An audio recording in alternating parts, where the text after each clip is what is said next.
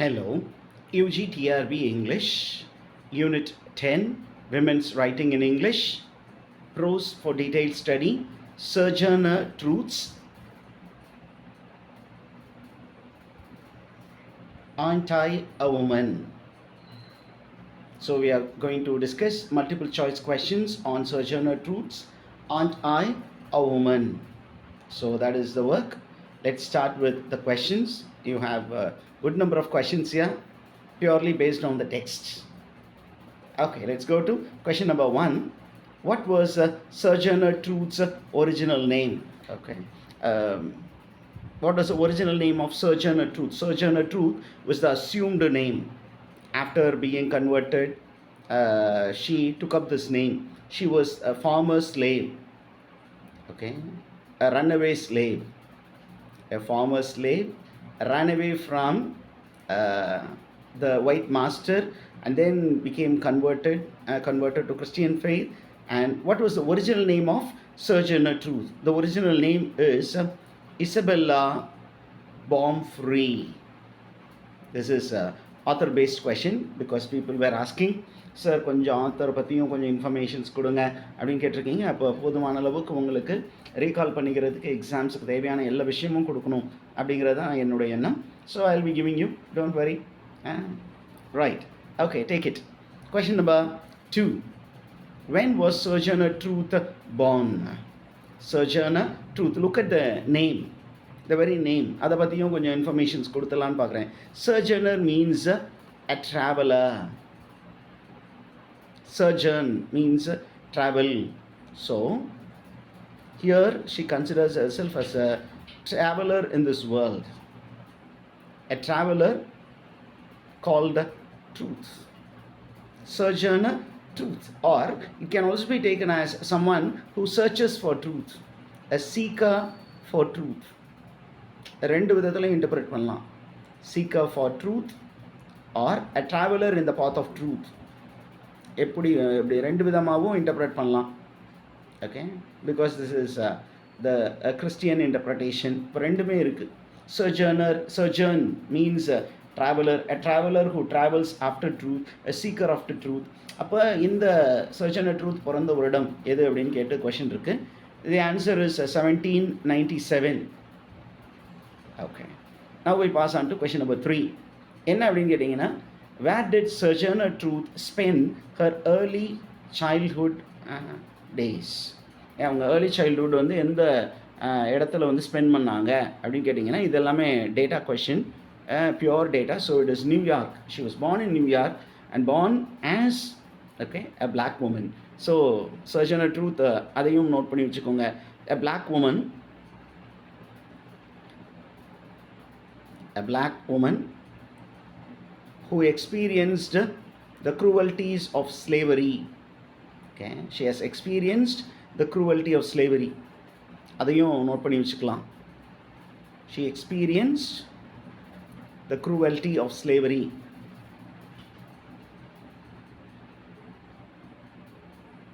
And after running away and after becoming free, what did she do? She started she became a preacher. ஒரு preacher ஆகுறாங்க. அதுக்கப்புறம் she started becoming an abolitionist and a women's right activist. Abolitionist and women's right activist. இந்த ரெண்டும் அவங்க ரொம்ப ஃபேமஸாக அவங்கள வந்து நம்ம இன்றைக்கி அதை நினச்சி பார்த்துக்கிட்டு இருக்கோம். We move on to question number 4.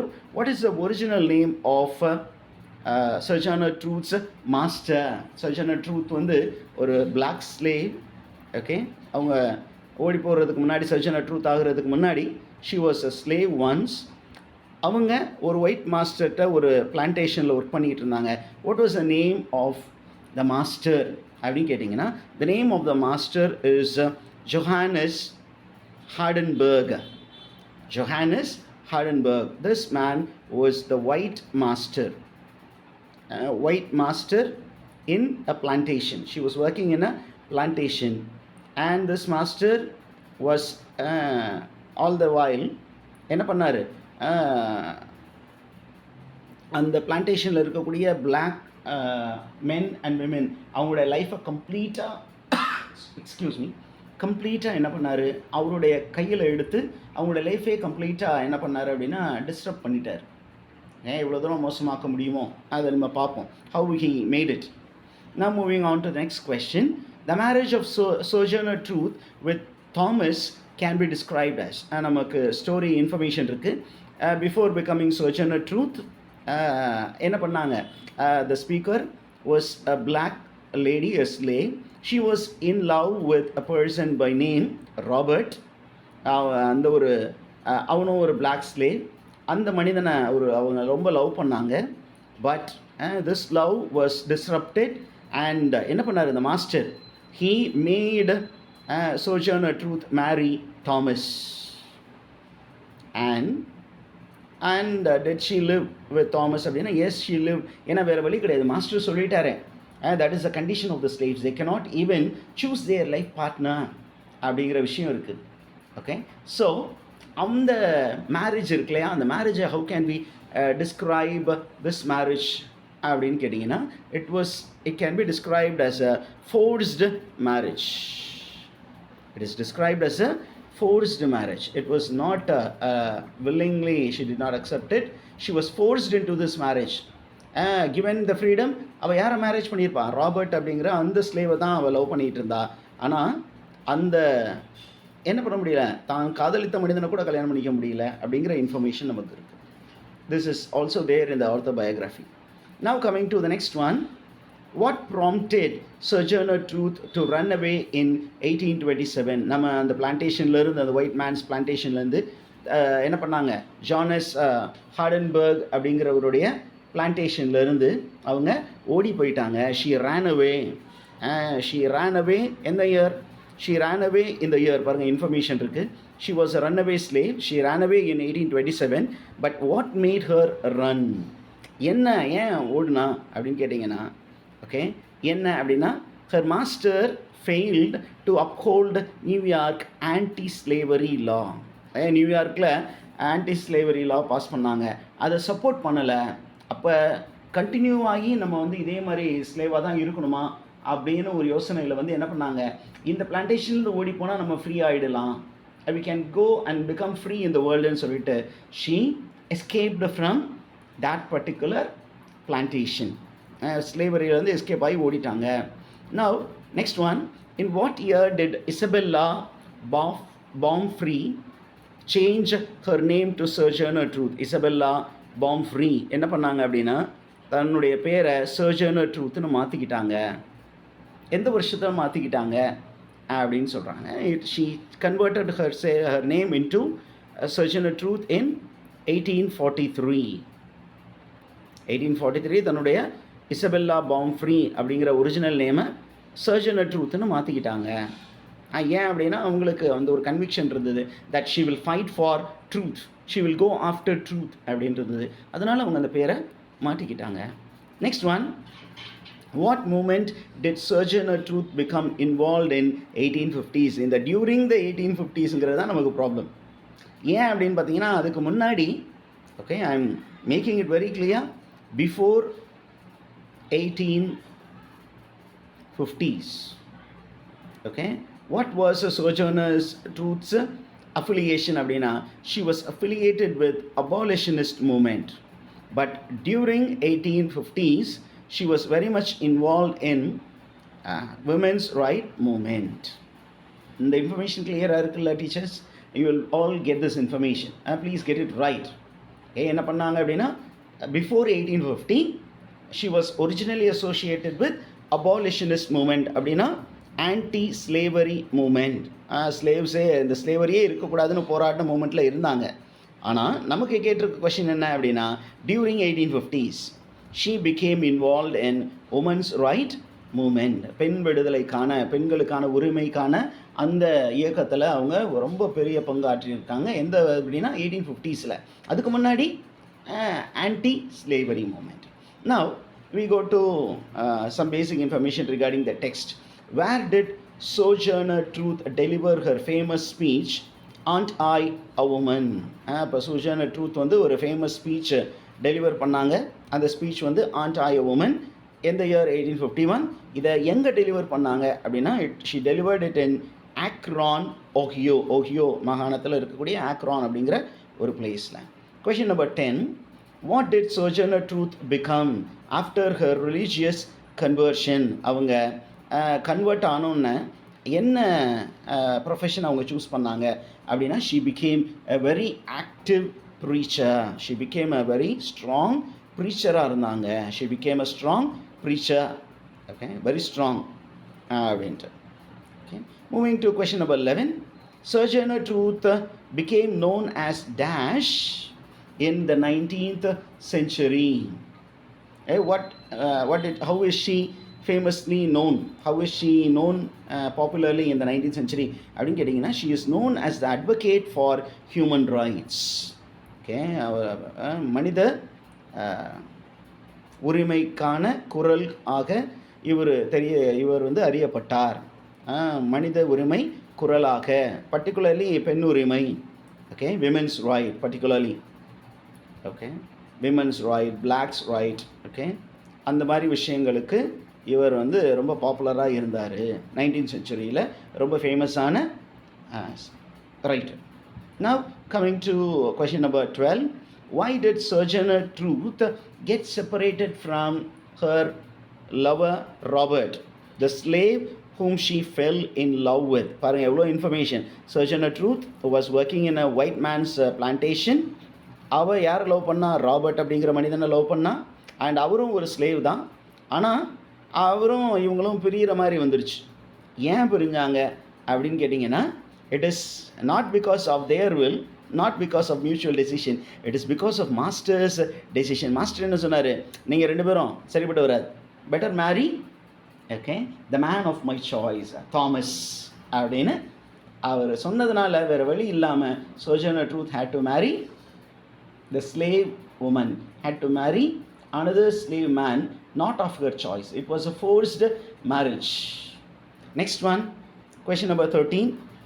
Again something it is repeated. Where did Sojourner Truth spend her early childhood? It is New York. Sorry for that. Question number 14 வந்துருங்க.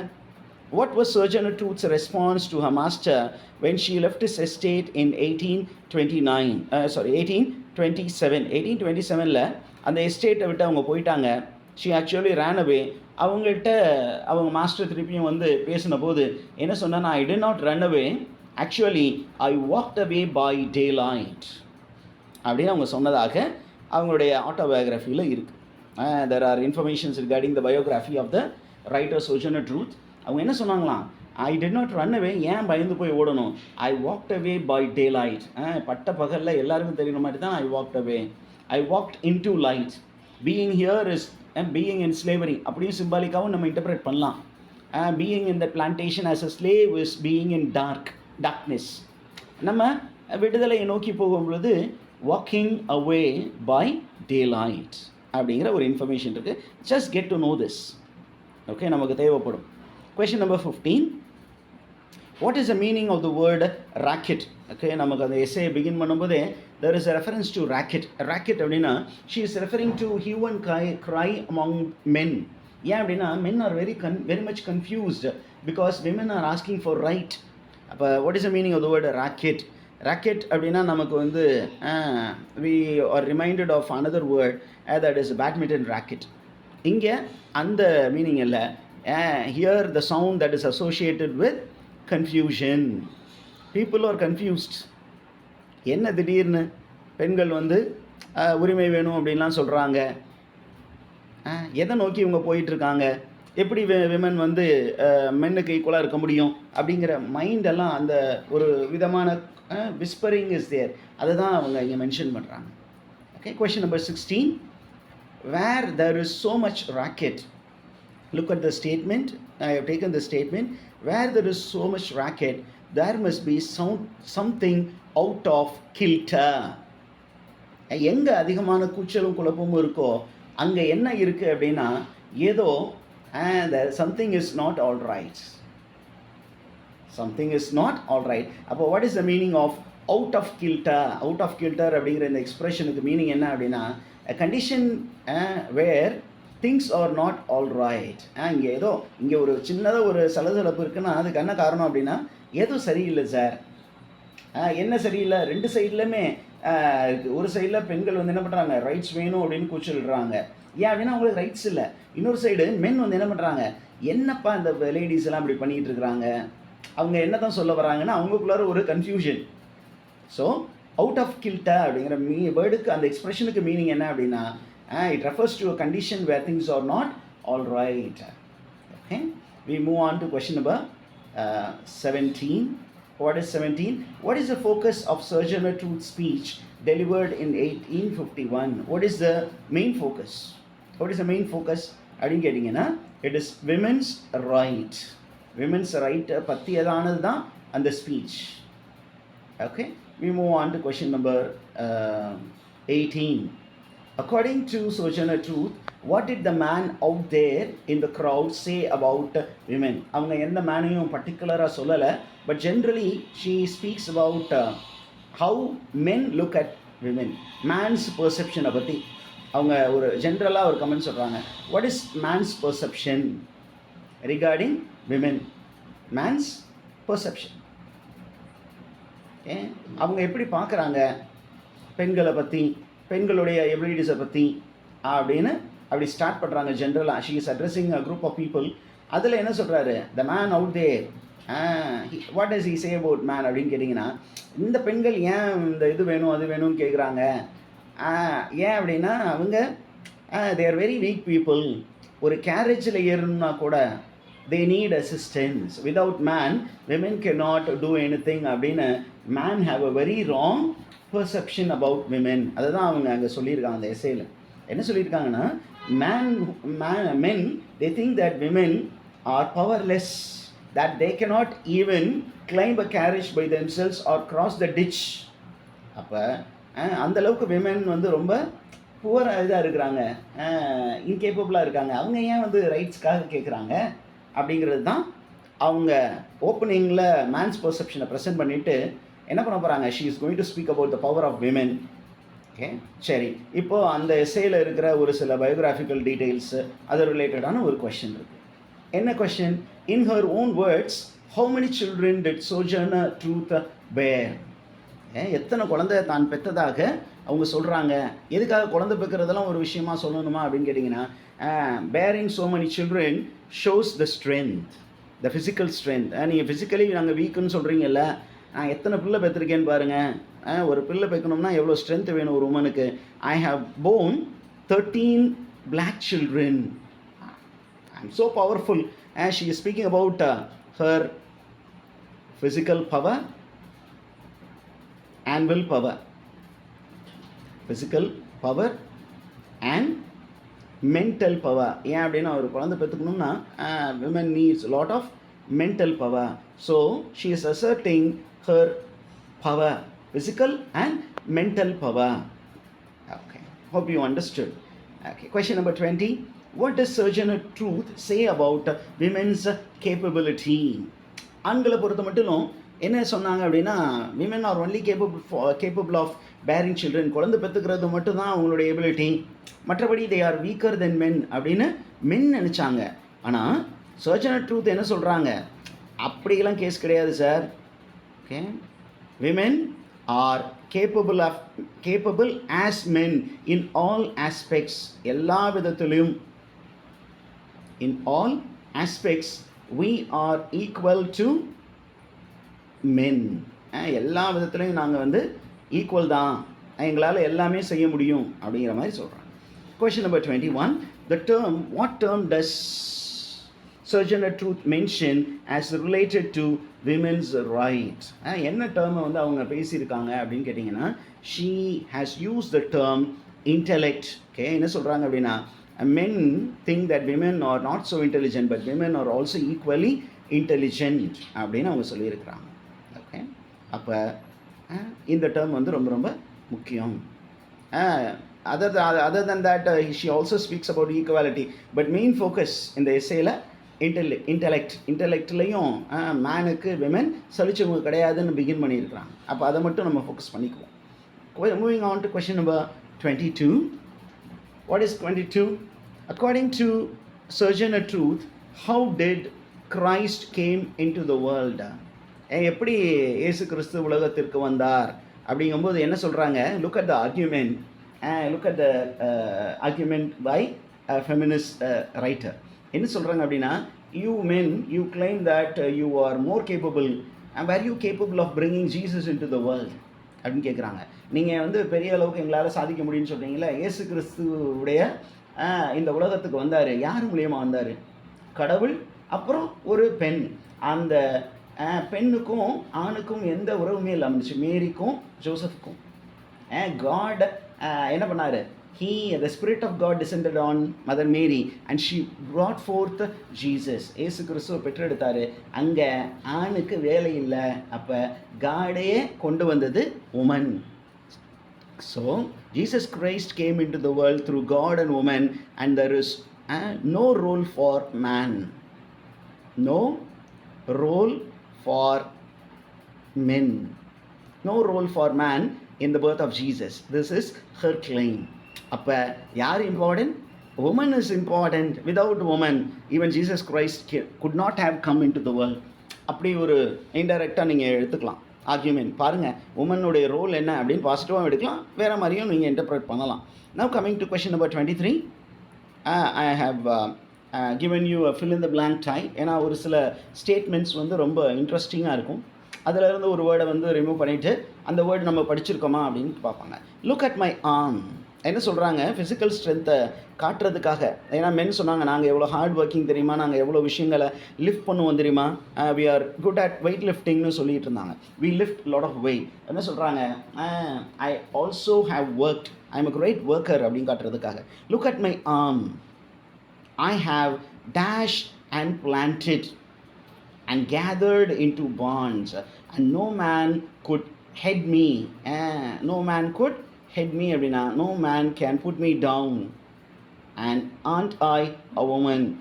Aren't I a woman? பாருங்க, repeat ஆகிக்கிட்டே இருக்கு.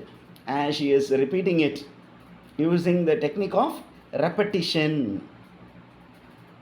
She is using the technique of repetition, REPETITION, repetition, which is used in very strong speeches, பெரிய speech, persuasive speech particularly. என்ன type of speech? Persuasive speech. Persuasive speechல என்ன use பண்ணுவாங்க? நார்மலாக they use repeated phrase on repeated sentences. அப்போ இந்த speech aren't I a woman is a persuasive speech. And அந்த ஒரு ஸ்பீச்சில் என்ன பண்ணியிருக்காங்க? To speak about the physical labour என்ன சொல்லியிருக்காங்க? I have ploughed the land. நீங்கள் மட்டும்தான் லேண்டை உழுதுருக்கீங்களா? நானும் எப்படி உழுந்திருக்கேன்னு பாருங்கள். I had work in a plantation. I have gathered into the barn. அறுவடை செய்து அதை என்ன பண்ணேன்? நெற்களஞ்சியத்தில் கொண்டு போய் சேர்த்து வச்சேன். எந்த மனிதனும் என்னை விட பெட்டராக செஞ்சுருக்க முடியாது. பட் ஐ ஆம் அ உமன். அதுதான் அவங்களுடைய argument. Hope you got it right. Very good. Question number 24. What is Sojourner Truth's view on women's ability to change the world? இந்த பெண்கள் வந்து உலகத்தை சேஞ்ச் பண்ண முடியும்னு Sojourner Truth நம்பினாங்க. எந்த அளவுக்கு சேஞ்ச் பண்ண முடியுமா அப்படின்னா, women, all women together, they can turn the world upside down. எல்லா பெண்களும் ஒன்றா சேர்ந்து இந்த உலகத்தை தலைகீழாகவே திருப்பக்கூடிய ஆற்றல் பெண்களுக்கு உண்டு அப்படின்னு Sojourner Truth வந்து நம்பினாங்க. on women's ability. Question number 25. According to Sojourner Truth, when she was in pain, when she was in agony, when she was suffering as a slave, she cried to somebody. But she cried to everybody. Nobody heard her except one person. யாரோ ஒருத்தர் மட்டும்தான் அவருடைய அழுகுரலை கேட்டாங்க. மற்ற மனிதர்கள்லாம் கண்டுக்கலை அப்படின்னு சொல்கிறாங்க. யார் வந்து அவளுடைய அழுகுரலை கேட்டா? It is none other than Jesus. My Jesus heard my cry. என்னுடைய அழுகுரலை இயேசு கேட்டார் அப்படின்னு அவங்க சொல்கிறாங்க. Next one. What analogy does Sojourner Truth use to emphasize equality? இதில் பார்த்தீங்கன்னா ரெண்டு விதமான விஷயங்கள் இருக்குது. என்ன அப்படின்னா, காமனாக இதையும் சொல்லியிருக்காங்க, இதையும் சொல்லியிருக்காங்க. என்ன அப்படின்னா, கப் அண்ட் பிண்ட். பிண்ட் அப்படின்னா ஒரு கப்பில் ஒரு சின்ன குவான்டிட்டி, அதை விட கொஞ்சம் பெரிய குவான்டிட்டி வந்து குவாட். அப்போ இந்த பிண்ட் அப்படிங்கிறது உமன்ஸ் கப். உமனுக்கு வந்து கொடுக்கப்பட்டது ரொம்ப கம்மி. பிளாக்ஸு நம்ம ஈக்குவாலிட்டி அப்படின்னு பேசும் பொழுது விமென் மேன் அப்படின்னு வருது. அதுக்குள்ளார டபுளி மார்ஜினலைசேஷனுங்கிற கான்செப்ட்லாம் இருக்குது. விதின் ஒயிட்டு பிளாக்கு, அதுவே அந்த white superior, black inferior, it is one time marginalised.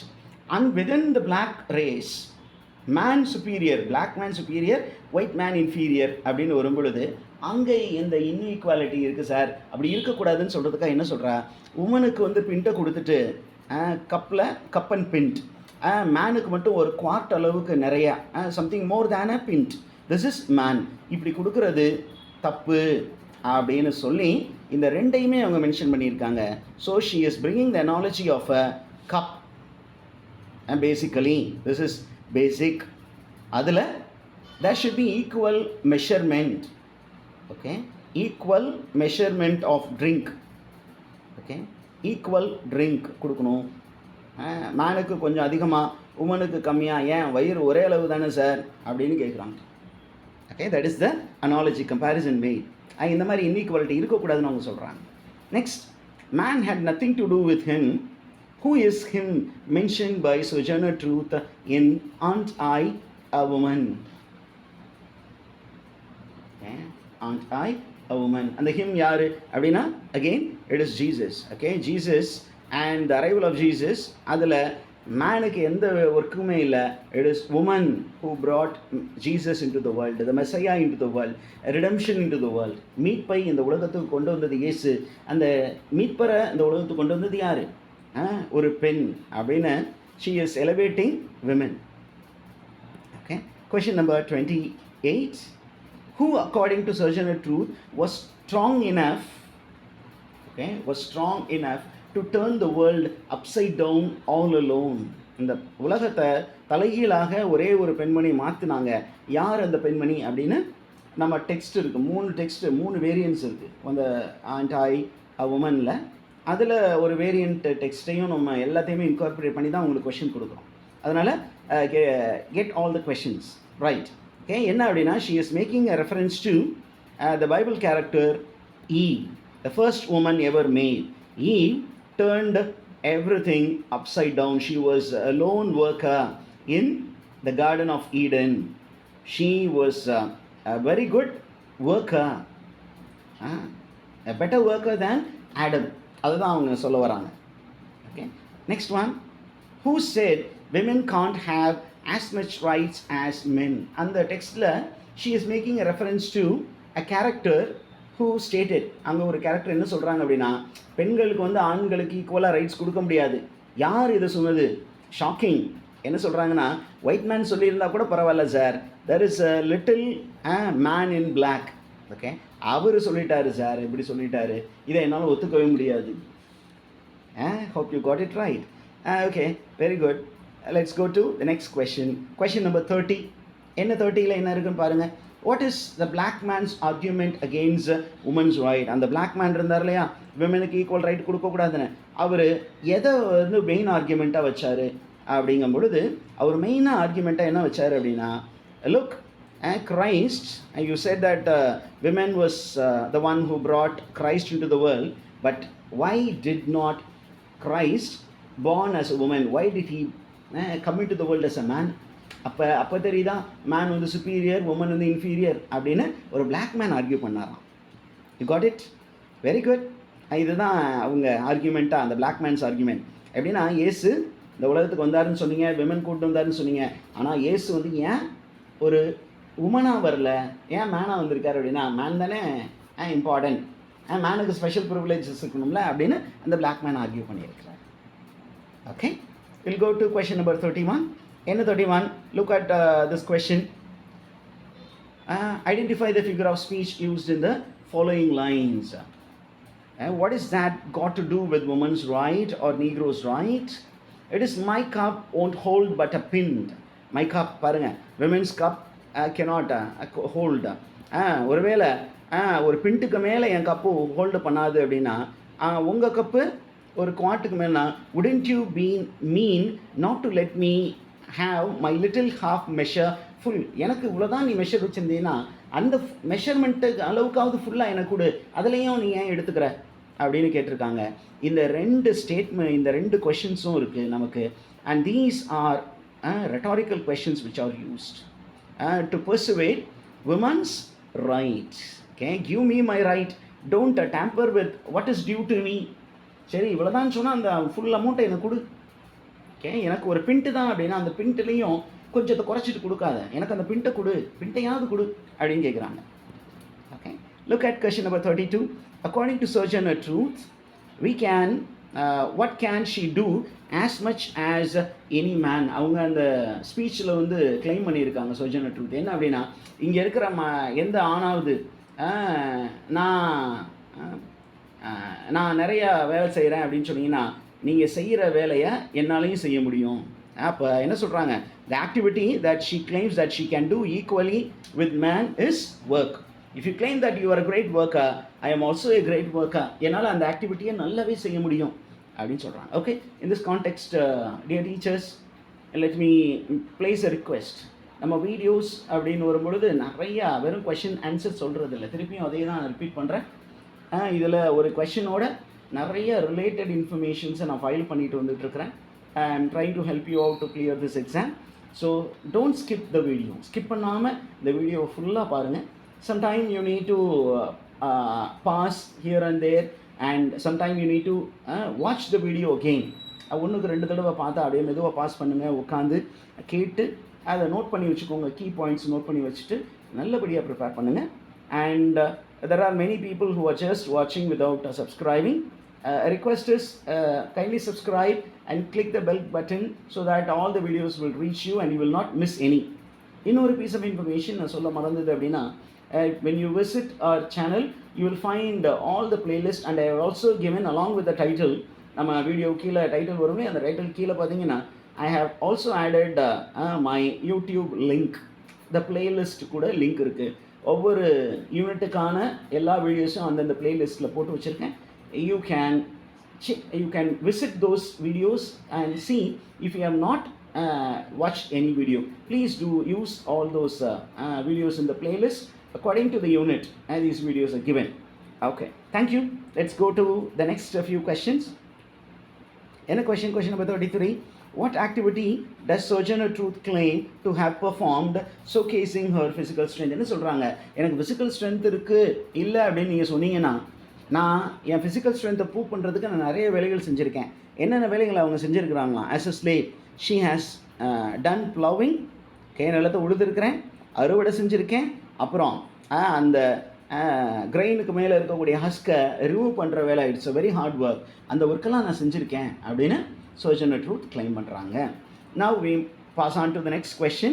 According to Sojourner Truth, what seems to be the condition of men regarding women's right? அப்போ விமன் வந்து தங்களோட ரைட்டுக்காக பேசும் பொழுது மென் என்ன நினச்சாங்க அப்படின்னா, they are in confused state.